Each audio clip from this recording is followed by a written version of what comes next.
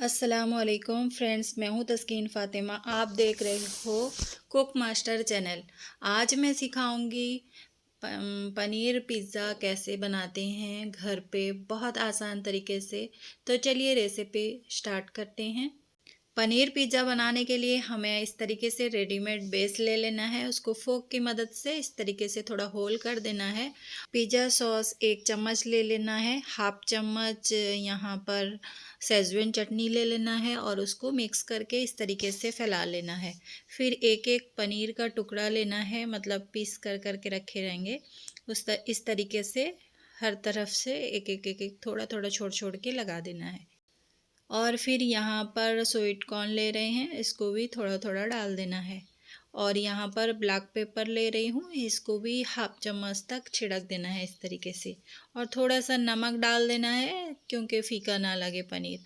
और mozzarella cheese डाल देना है या फिर चीज़ को ग्रेट करके डाल देना है। यहाँ पर ऑरिगेनो थोड़ा सा डाल देना है और चिली फ्लेक्स थोड़ा सा डाल देना है।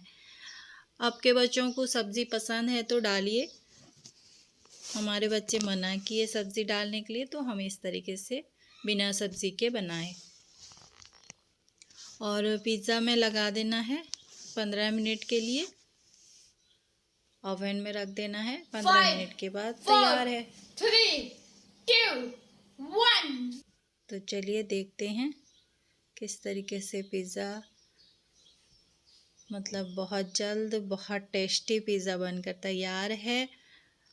आप खाइए, आपके घर वालों को, बच्चों को खिलाइए, इंजॉय कीजिए। बहुत आसान रेसिपी है। अगर पसंद आए तो लाइक कर दीजिए और चैनल में पहली बार आए हैं तो सब्सक्राइब कर दीजिए। हमें दुआ में याद रखिए।